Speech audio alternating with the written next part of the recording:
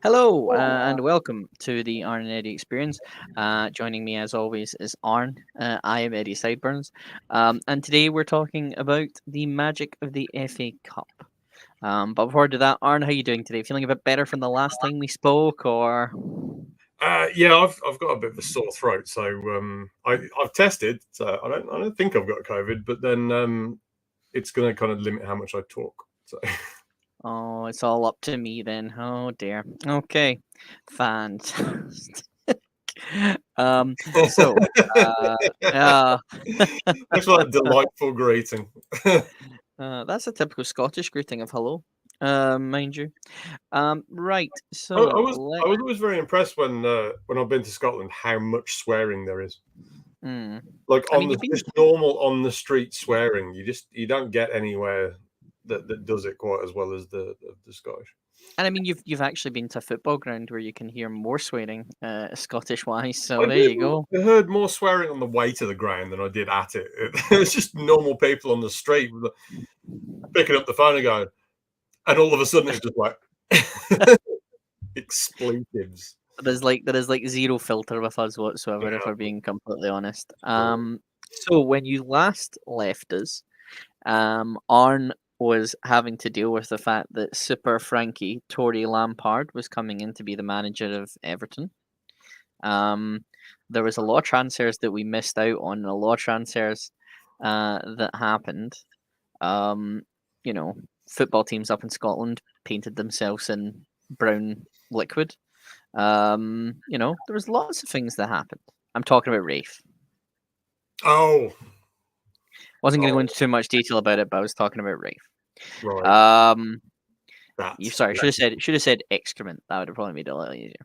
But yeah, let's talk about what's happened since then. So the FA Cup was upon us. Um, First game was Man United versus Middlesbrough. yes, Arn, funny. what were your thoughts on this? Well, the the goal that Middlesbrough scored had a Mhm. blatant handball in the build up to it. Like Yes, I struggled to see how that's not handball. Like I saw that Mark Goldbridge was not very happy about it, and he I just was imagine he would be screaming. quite upset about it. That said, it was Man United, and Man United have had enough decisions in their favour at Old Trafford over the years for me to feel that even if he'd punched it into the net, it probably wouldn't come close to evening out the discrepancies. Um, Plus, Man United had loads of chances to win the game. That they missed a penalty, like Ronaldo dragged one wide. That Mhm. wasn't a very good penalty at all. And Bruno had a very easy one-on-one with the keeper out of position that he should have put into an empty net, and he didn't. He hit the post. So it's kind of their fault that they lost. Mm. To be quite honest, I don't think you can really blame the officiating for the amount of chances they had. They had enough. They should have won. Yeah, and I saw the penalty show, and it went down to Alanga with the last penalty, and you know, poor lad went in. Unfortunately, missed it. He'll learn from that. He'll move on. I don't think he deserves any of the abuse that apparently he's been getting. But then again, what seems to happen now is if a penalty shootout happens or anything happens, then there seems to be this wild torrent of abuse for someone who misses. But it It's should never strange. be I like that. don't see that same anger aimed at Ronaldo for missing his penalty during the Mm, game. yeah, It's almost like they get angry not so much at the penalty miss, but at the colour of the skin of the player who yeah, missed the penalty, which is. which is definitely not on. And as I say, I mean, it's people get abhorrent. bent out of shape about taking the knees still and saying, well, "Why are we still doing this? Why is this still going on?" And so, because people are still being racist. So you kind of Yeah, let's just keep doing it until it stops. And if yeah, that's never, then we'll keep doing it. yeah. It really just is. It needs to stop. But you know, people do not learn. So Middlesbrough went through on pens. Man United again do not have a chance of winning any kind of. The only silverware they've got now potentially would be the Champions League. with the draw against Atletico Madrid. And I think the league is pretty much. Would you say the league's pretty much over for them? I'd be surprised if anyone other than Man City won the league, but it's not outside the realms of possibility that somebody else could nick it. But I don't see Man United winning the league this season. They've been better since Rangnick went there. Yeah, they've definitely been better. The general approach has been better. I'm still not convinced that the players that they've got aren't a bunch of overplayed prima donnas, but it means that Rangnick needs to, as I say, Rangnick is going to need to kind of, if he is staying in the summer for a little bit longer, obviously. I don't think he is. I think he's moving upstairs, and they're going to bring in allegedly Pochettino. I mean, he's been linked for that. I probably would just sit on my cushy job at PSG and win a few trophies, and because you don't really do any managing at PSG. You just pick the team. The players do all the managing themselves. So I think that's maybe the reason why PSG sometimes are not in the best of shape if they're letting their players manage the situations, given the fact they've got Neymar who decides to get an injury anytime he wants to go away and spend time with his family. Look at the number of games he's actually played for PSG. It's quite shocking, considering how much money they paid for him. Yeah, I mean PSG this year they're running away obviously with Liga, it seems, but I'm not sure. I mean, I think one of the things about United, based on the amount of money that they've got, it's a one-team league, and they still didn't win it last year. So, way to go! Yep, it's one of those things. It's the way you're trying to look at it is. I'm trying to think of the wording. I think United getting rid of so many players in the window, getting rid of Diallo and getting rid of Martial. Martial clearly had enough, and his time was kind of run. Diallo needs kind of experience. I think Martial's been still in a living for at least 2 years. I mean, maybe. I mean, how much did he cost? He only turns up when they play a big game, and then the rest of the time he's just kind of mopes around. It seems annoyed that he has to play. So. And he was signed for Man United for 36 million, with potentially rising up to 58 million. Yeah, that was a long time ago. The idea was that Martial was one for the future, and I feel like his level has never really improved. No. So I think they got that wrong. Yeah, but Middlesbrough move on. So Middlesbrough with a cup shock. That's not that's good. They can take that away. I love the cup because you can get teams just that are not that great turning up and just embarrassing a top side, because a lot of the top sides go into these cup games, and I feel like their preparation isn't as meticulous for a lower division opposition as it is for a league game where they've got dossiers on all the other. That's probably not the right word. They do have dossiers.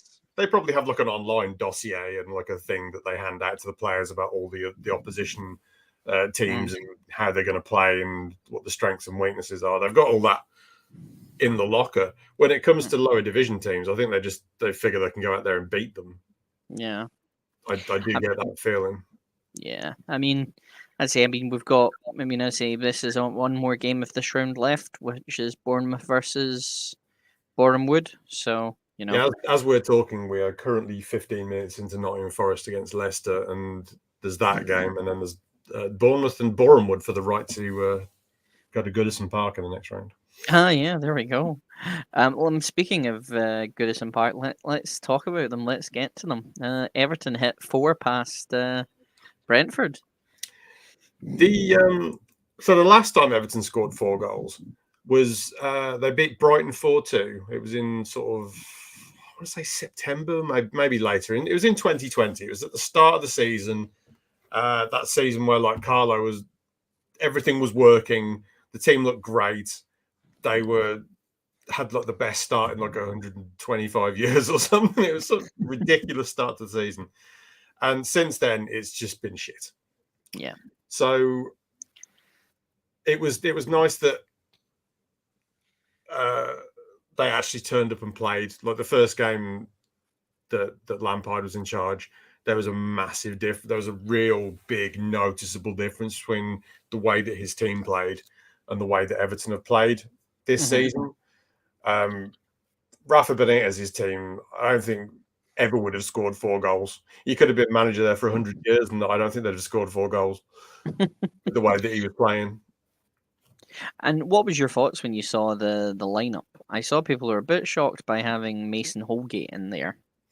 Because I don't think I'm assuming he hasn't played for quite some time. But Mason Holgate, I don't think the fans rate him. He can play sort of right back or centre back, and he's not great at either. He's kind of a utility player that they have. But that said, Michael Keane's in bad form. He's not played well this season. So it was a case of like, well, if you're going to play that 3 at the back, which I think that's what Lampard has gone in for. I think he's looked at the other positions that they've got. I don't think Everton have a traditional right back. Seamus Coleman is getting a bit leggy. He's probably better employed on the right of midfield. Obviously, they've sold Luka Dean, so they don't have a left back either. Mikolenko is completely inexperienced at this level. To give him a ton of defensive responsibilities is probably not the best to start. He's just a young lad. So yeah, they've gone in with 3 central defenders. I think it's the right move. It paid off that way with a 4 in midfield with the 2 fullbacks as like basically just defensive wingers. So yeah, it worked out real well. And what's your thoughts on, obviously, because we didn't see any Dele Alli, obviously we didn't see any Donny van de Beek. How do you think they're going to, obviously along with the signings before him, which were obviously Mikolenko and Nathan Patterson, how do you feel they are going to kind of blend themselves into the team with Lampard? It's hard to say, but they're off to a good start. He's got players who have not played well all season playing well. He brought Cenk Tosun on as a substitute, and Cenk Tosun does not care. Like he's long past the point of caring. He was bought for a lot of money. He's getting paid a lot of money. He doesn't play football. He just basically just hangs around the club and gets. We just give him money. It's like, oh, there you go, Cenk. There's your weekly paycheck, and you go, oh, cheers, lads. I'm off down the bookie. And yeah, that's about his contribution to the club. So to see him come on and actually play quite well was odd. And I feel like Lampard's gone in there and basically told every one of them, fresh start, let's see what you got. So you've got Iwobi out there coming on as a sub. You've got Cenk Tosun coming off the bench. These are players that have been derided by the fans over the course of the season. And they looked all right. And it's increasingly, it's like, well, was Rafa just trying to push all these pieces into a jigsaw puzzle, and he's got like a bit with a sticky out bit in, and he's trying to shove it into like a flat edge? I feel like that's what he was trying to do. And Lampard is at least aware of these players' strengths and weaknesses and what they can do. So immediately he's just gone, right, well, he goes there, he goes there, he goes there. Off you go, lads. And it worked. So, yeah, back to the question. I think Van der Beek is going to be a great player. The fact that he hasn't played at all at Man United is not any knock on his abilities. It's bizarre that he hasn't played there, considering the midfield problems that they've got. A couple of years ago, he could have got in any team in the world. Yeah, I mean, he's played so far 50 games in total for Man United with 2 goals. Last year was 19 Premier League games. This year, so far, 8. So it's, and I'd say he was part of that Ajax team that was, on the verge of going to the Ajax team where they broke it all down, and like every player that left is now the best player at the club that they've gone to, whether it's De Ligt or De Vrij or whoever else. It was, that was the team. It was that Ajax team that you thought, right, they're going to be in the Champions League final, only for Spurs to kind of basically go, well, nope. Lucas Moura completely ruined that. It would have been a much better final. But anyway, so Van der Beek, really good footballer. Mm-hmm. I can't see him staying at Everton past the end of the season because he's too good. Okay. And if Man United do want to sell him, he'll probably want to go to a big club. Yeah. Which Everton are not at the moment. This is Everton's chance to kind of steal a player almost by convincing him that this is where he belongs to the point where he would actually sign. But then if I'm the new Man United manager, Van der Beek would not be on the list of players that I'd want to get rid of. Yeah. I think I'd definitely want to keep him. I think it would be one of those ones if he gets enough game time under his feet, and he's played in a position where he's comfortable with, in a team that seems to a manager who actually seems to want to actively support him. It seems like the entire time at Man United, he wasn't really rated at all. It was a very kind of difficult situation. It was weird because the board bought him because he was available, and they didn't actually bother consulting the manager first, which is strange behaviour. But Frank Lampard wants him. Frank's got the players that he wants in there. Like he wanted Dele Alli. So Dele Alli, I think, is a risk.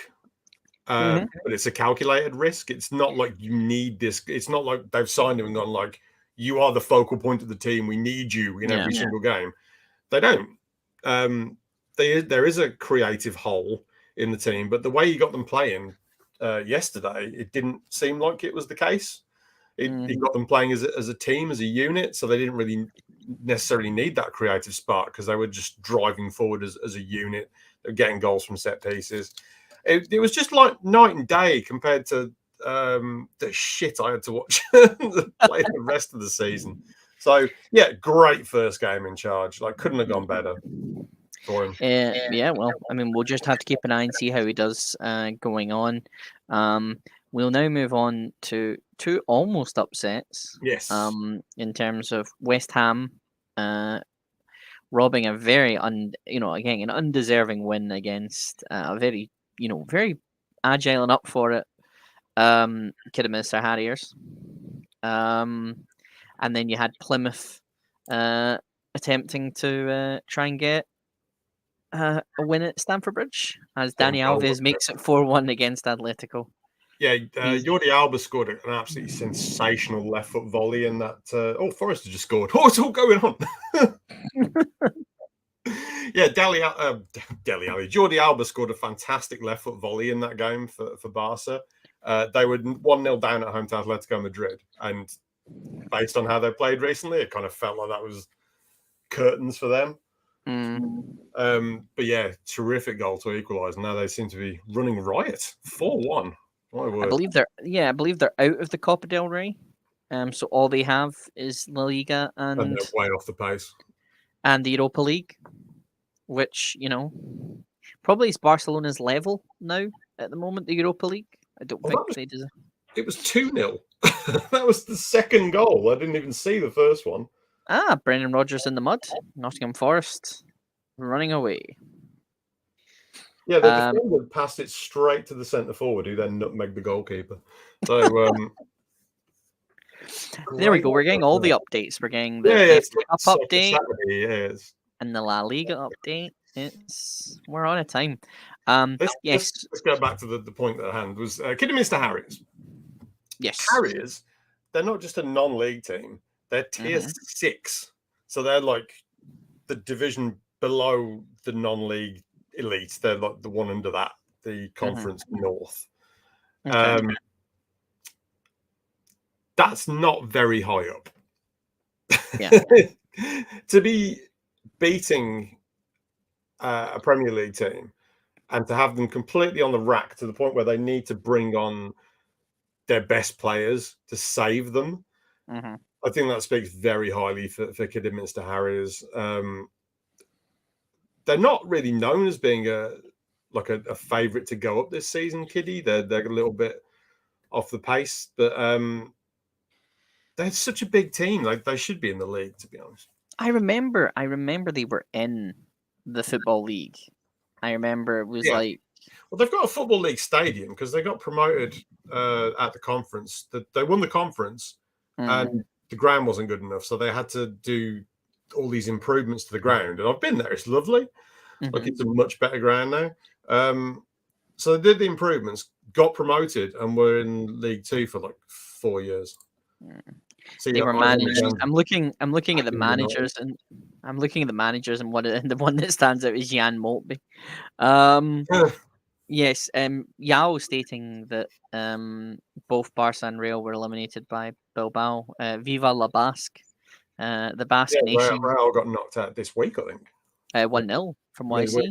1-0, yeah. But yeah, Basque completely. The Basque Nation completely dominating both the powerhouses in Real Spain. Sociedad still in, or did they lose to Betis? I'm not sure. Ivan saying obviously United will beat Atletico. I wouldn't be surprised.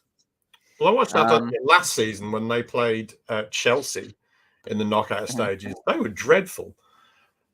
And I think La Liga has taken a beating over the past couple of seasons. The fact that Barcelona could be in the state that they're in and still be, slaughtering what is arguably the second best team in the league, I think that speaks volumes about the quality of it. I think it's pretty clear that now with obviously the Barcelona situation, Barca very much becoming, not a powerhouse anymore, I think has led to a little bit of the downfall of La Liga. Because, there's really anyone could technically beat anyone now, which I think is more exciting. And even then, even before that, you could see that any team could be any team in La Liga, but I think it just makes it a bit more wider. It was like there was the top three, and then there was like everyone else was competitive. Whereas now you've got Real Sociedad's good, Real Betis is good, Villarreal, even Valencia's not that bad at the moment. So it's Sevilla are in second at the moment. Yeah. Villarreal are there, Bilbao, So Atletico's been more shot than Barca. They've only won 7 of the last 20. And they are, of course, defending champions. Yep. Both teams, yeah, to be fair. Every time I see them play, they're bad, Atletico. So I don't know how they won the league last year. Well, baffling enough. But then again, anything in that league is kind of baffling at certain points. If we move on, so yes, Kidderminster Harriers is robbed by Declan Rice and Jared Bowen. Jared Bowen in the 22nd minute.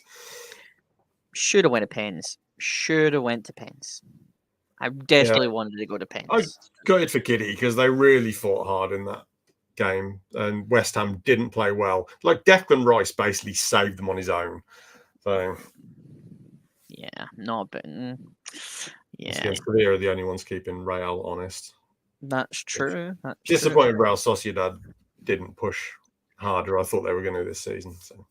So we quickly move on. The next almost Cinderella story upset. Plymouth.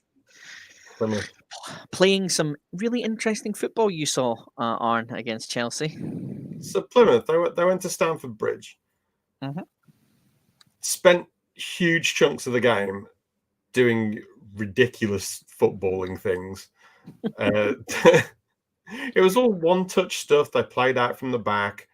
They were doing little 1-2s around world-class players and just making them look really average. And they definitely would have. They would have gone to penalties. They missed a penalty in extra time.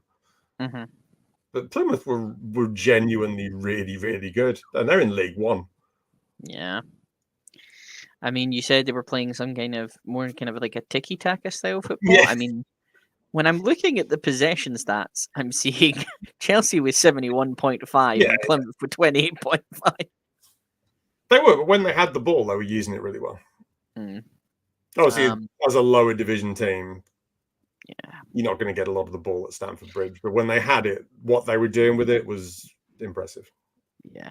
I mean, if we look at, I think it was just a case of, I think Macaulay Gillespie with the first goal for Plymouth, and then it took up until the 41 minute for Azpilicueta, and then Azpilicueta scored a sick goal. To be fair, he backheeled it in where he flicked it, and then don't trust him to drive Marcus Alonso with the 105th minute winner, and then the penalty miss. Grimace emoji. I said what I said. So here we go. Shit. I knew you were going to say that. What do we think of Tottenham? if we're being serious for a moment, Arn, what's your thoughts on Tottenham at the moment? They're much better under Conte. Organised, disciplined. They're actually like playing to their strengths a little bit. Harry Kane's not having a very good season. Yeah. I think that's fair to say. They're definitely better. I think once he gets a transfer window, I think Conte is going to transform that club, which is disappointing. And I mean, he's had a window already. He's brought in so far Bettincure, and I think he brought in somebody else. He brought Kulevsky. He basically went to Juve and stole two of their players. He's an outstanding footballer. To get him in is a coup, I think.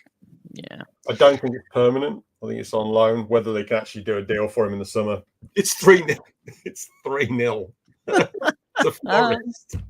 Keep in mind, Leicester are the defending champions. They're getting absolutely done here. Brendan Rodgers is in the mud, and deservedly so. Deservedly so. I think Bettincure looks like an interesting signing for them. I think he's definitely I think he's got promise. I mean, we've seen quite some time. Ndombele, Gill, and Lo Celso being out, I'm going to be sad that Lo Celso is no longer going to be playing in this league. So Ivan McGann thinks Spurs will sneak into fourth. More down to United and Arsenal than Conte. I think it's a combination of factors. And I still think Arsenal long-term are okay. United have got a lot of problems.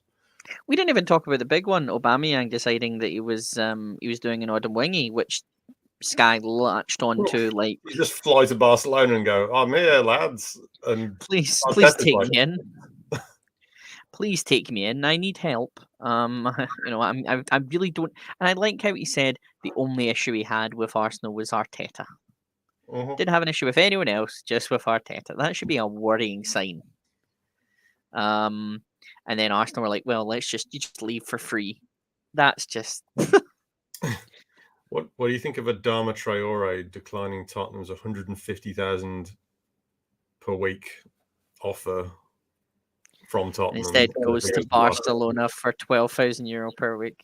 I don't think that's what he's actually getting paid. I think it's some kind of an insurance scam. I think Barcelona are doing a lot of cooking of the books at the moment. I don't think that's what he's actually getting paid.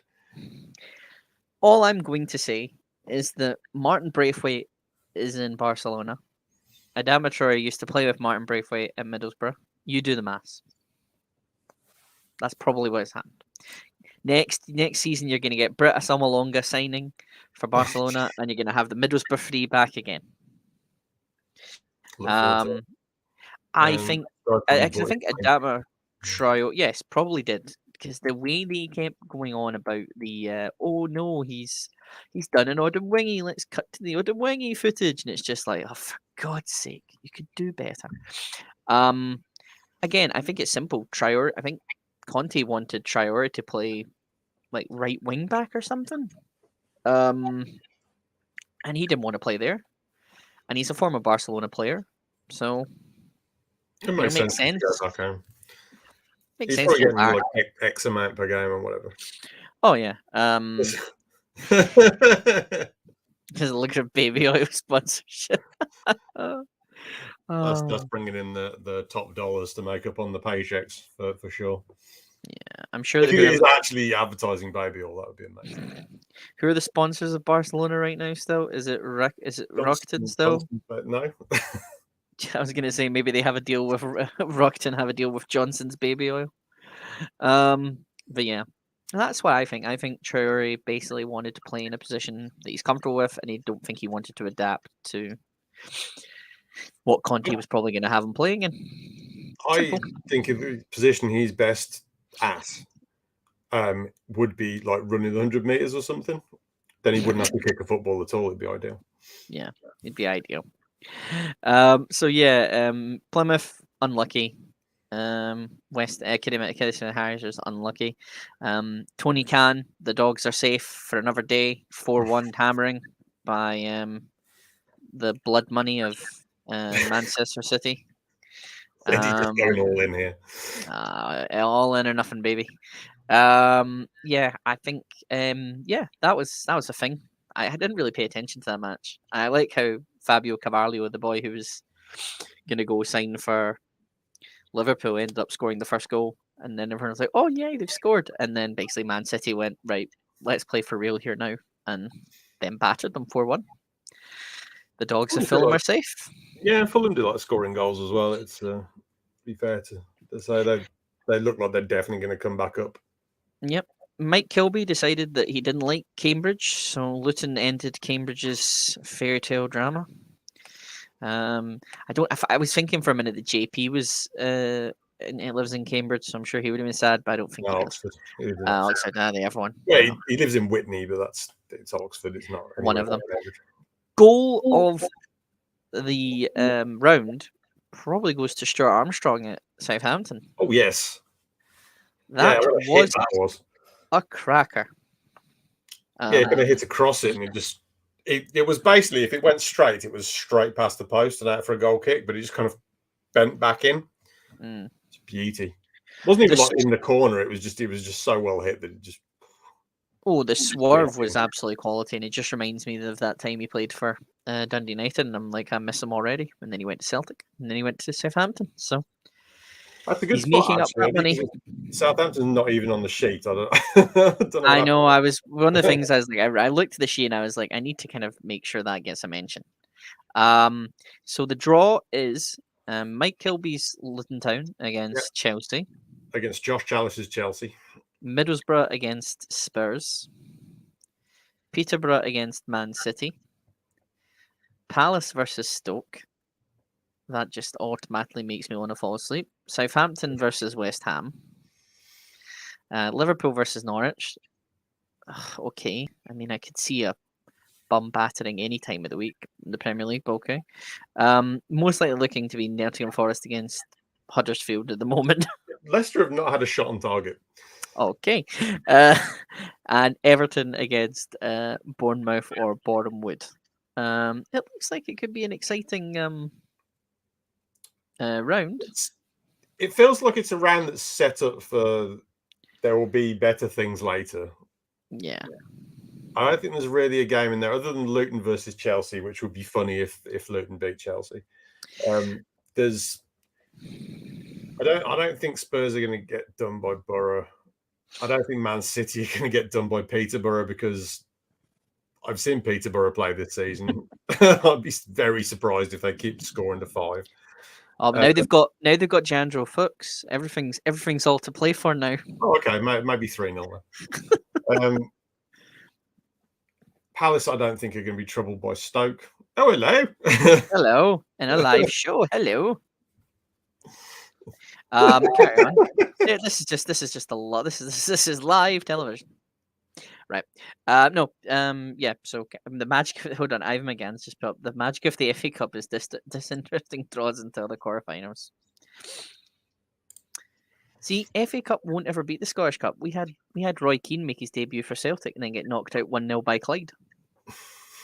You know, I'm just saying. Yeah. Well, there are still degrees of banter in the FA Cup. I mean, Man United losing at home to Middlesbrough, I feel is definitely pretty banterific. Oh, absolutely. That is. I'm looking at the next round draw, and I don't see a game in. Oh, Leicester got one back. Oh, there we go. Goals galore. Arn says they don't have a shot on target, and Leicester go, and I took that personally. Yeah. And scored like 30 seconds later. They went and scored. So we move on. So yeah, the next we go into the next round.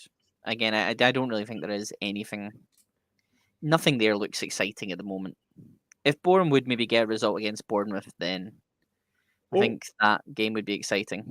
So there was a through ball, right? Okay. It's a pigeon. It wrong foots the goalkeeper who's outside his penalty area. And I didn't see it might have been Daka, but he's basically just rolled the ball into an empty net. Did you just say if it was a pigeon? No, it hit a pigeon. Oh, it hit a pigeon. A through ball hit a pigeon, and the keeper's misread the flight of the ball because it's hit a pigeon. If the goal goes in, does it go down classified as the pigeon, as an assist, or? There was another. He gets the assist, I think, because he had the last touch before the striker. Same way with that Darren Bent goal Red against baseball. Liverpool. Sunderland at Anfield. Love it. We've got a comment here. Top 3 in Serie A now separated by a point. That's a feisty league this year. It's really exciting. Let's not talk about our predictions. We predicted it would be a hard league to predict. I think it's coming out that way, so we got that right in a way. Inter first, Napoli second, Milan third. Well, tied because they're both on 52 points. It's just goal difference. Atalanta in fourth, so you're not that far off. Close. Whereas me, where's Roma? I'm currently stuck in 7th. I just wanted some Jose Mourinho banter in my life. Prediction. I've not done very well with them. Okay, so now we are going to move on and talk about a subject that involves everyone. I don't know why this is something I was very shocked to see in the thing, but if you could punch one Premier League player, who would you pick? Arn, do you want to take this away? In the face, if you could punch a Premier League player in the face, which Premier League player would you punch? So you've put in. This is my short list. I come up with a short list of 4, and to be fair, I'm going to turn it down to 3 because Greasy Jack, who I put first. Dommy's put the obvious one. Like, I don't think he's a Premier League player anymore, to be honest. But yes, Mason Greenwood. I put Greasy Jack down, but then I saw him be really nice to a fan on the Twitter earlier today, and it's kind of I think I should leave him in there. I kind of want you to take off the 4th name on the list. Andy Robertson. Yeah. No. So the list is Greasy Jack Grealish, who a Birmingham City fans already punched before. So yeah, but then he scored the winner against them afterwards, so I feel like they kind of had that coming. Harry Slabhead Maguire, Bruno Fernandes, and Andy Robertson. I think I'm not sure. So I think they're all. I don't like a lot of footballers. So I mean, I'm not sure, but yeah. It's an interesting. That was my short list. I think I probably wouldn't punch Harry Maguire because his head looks quite hard. Maybe I hit him with a cricket bat or something. We'll see. But yeah, that's one thing you put up. You've been watching a movie, Arn. Moving quickly on. Rob was selling NFTs during the week. Well, anyone who sells NFTs needs to just put themselves in a bin. Call it the John Terry bin. I still don't get how he is. That weird Ape Kids thing that he's got going on is just. It's so weird. It doesn't need to be a thing. It's so weird. I can't believe nobody's taken to one side and gone, "Are you sure you want to do this, John?" Because it's like not even him. It's like Nigel de Jong's also involved in it somehow as well. And I'm just like, I just watched them and I'm just like, stop selling NFTs, you muppets. It's really just not worth it at all. And yeah, just it's stupid. It's so stupid. But yeah. In terms of so you were saying we've got the Super Bowl coming up this week on Sunday. Yes. Which I'll be watching probably and ending up falling asleep midway through and maybe watching the happening. Part of me wants to just go to sleep and then watch it the next morning and watch like the condensed version where you cut all the adverts out. But the chances of going into it on sport are a lot harder than it is for any other game of the season. Yeah. You're going to have difficulty. So it's kind of a case of it is good to watch now and then kind of, or try and watch.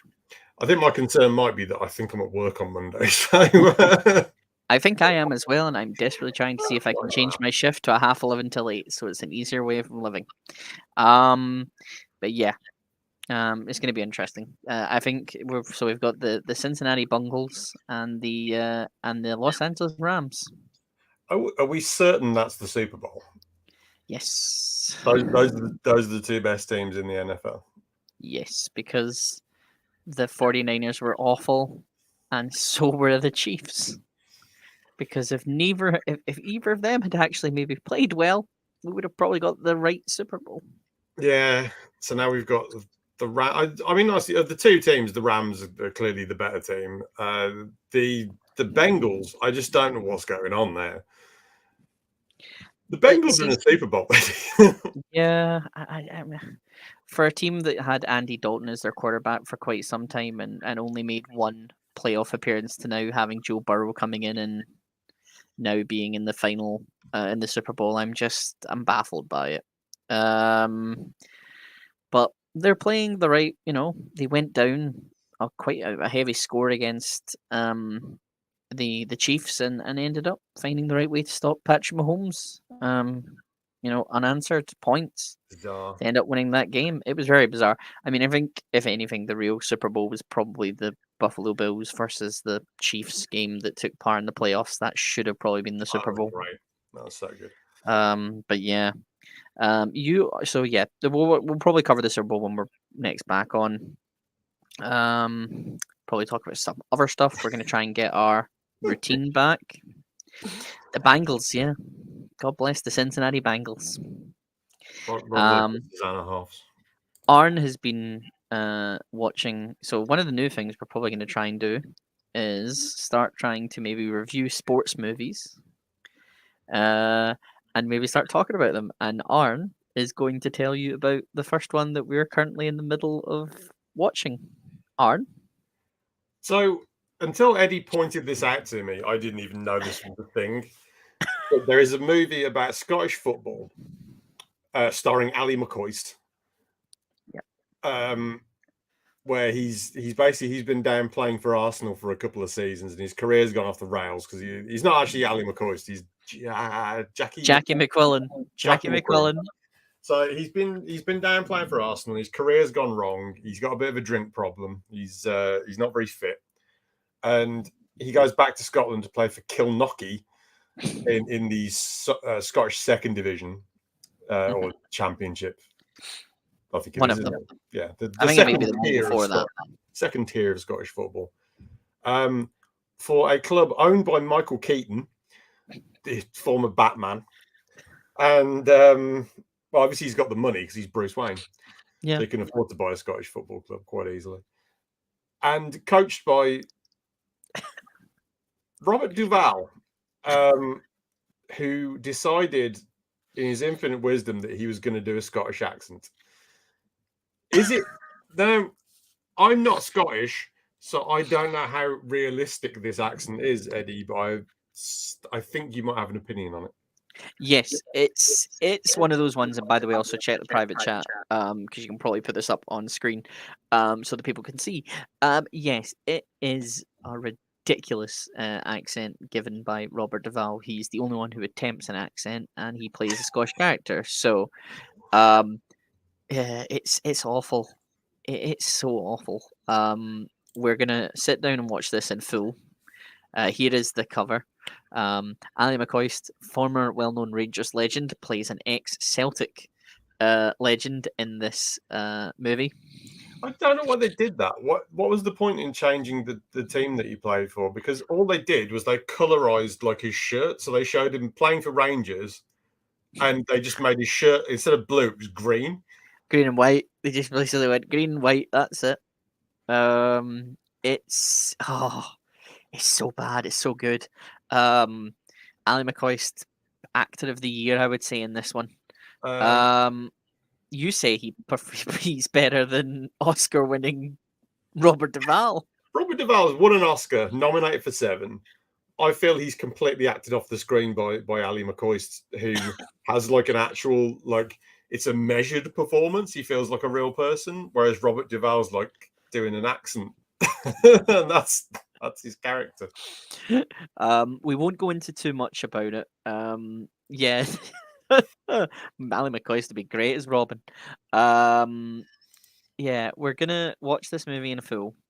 We're gonna come back and maybe we'll do an Arn Eddie special where we talk about the movie. We'll review the movie. I cannot wait for this. I'm so excited. There is just so good. Um, I'm but yeah, really glad I'm enjoying the process of getting we're through it. all we're all on Team Kilnockie. If I could buy his Kilnockie FC jerseys, I would. I looked up the Kilnockie scarf to see if you could get it, and you can't unless it's Oh, because it really should be over my shoulder there, alongside the existing ones. I would love to have a Kilnockie scarf up there. oh, if we could find one, we could. There's some honestly, Michael Keaton being in it is still one of the things I still laugh at every time. I thought he was going to be in it more. So, like, he's in it. He's in it at the start. There's a really long scene of him talking about how the club's doing. Yeah, and he then wants there's to move the team, and he wants to move the team. Yeah, to Dublin. Like, how does that work? I feel like they've kind of got the idea of an American owner down, sort of. But then, like, he's in it in like 2 scenes, and then he's not in it anymore. And I haven't got to the end, but like, every now and again, he just shows up, and it looks like he's been green screened into the background, like, doing like this. All right, thumbs up from the owner. So I'll tell you now, Domi, so you can, if you want, we're going to send a link to people if you want to watch it with us, or you can easily find it on YouTube. It's on YouTube. I think it is. I think it's written by. Well, it's directed by an American, and I think it might be created by an American company. I'm assuming. But yeah, it's. I like how the Wikipedia just says the film received mixed reviews, and that's it. So yeah, if you'd like to watch it with us and then come back to us and chat about it, we will. I see Arn has posted the link up in there, and it'll be in the thing below. It'll be in the video notes below as well. Yeah, moving it to a different country is still dumbest. Domi also has another question. When will Cool Runnings be reviewed? I'm sure we could do Cool Running. I'd have no issue with that. If you have movies, sports movies, so many sports movies. Yeah, I think what we'd like to ones on some lesser well-known ones. Yes, sports movies that are rare, like we'll review them. So I know Domi's not familiar with Bend It Like Beckham because he got done on the Moyes draft. Where was it Rogie asked for Jess Bambro? Yeah, I think he might. I think someone did. I remember someone did. I just can't remember who.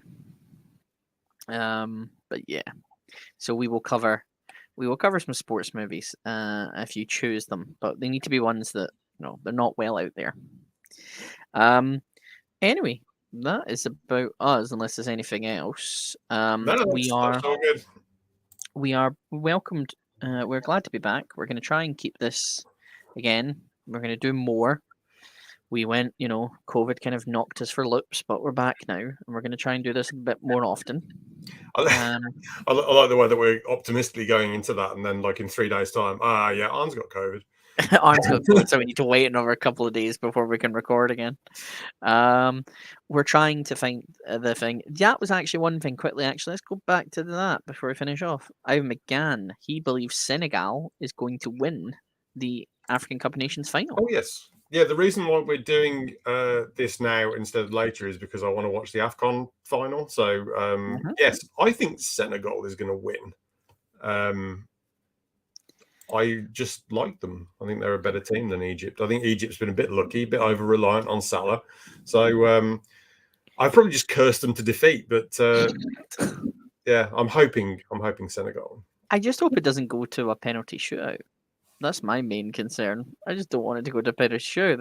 Then it seems like Salah will probably end up helping them win. Oh no! I hope it goes to penalties and Salah balloons one over the bar. He's like a Ronaldo almost. Yeah, completely misses the target. That'd be great.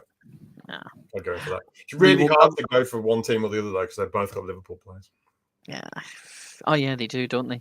Yeah, well, I hope as Domi says, I just hope both teams have fun in terms of that. Then, if you haven't done so already, please like and subscribe.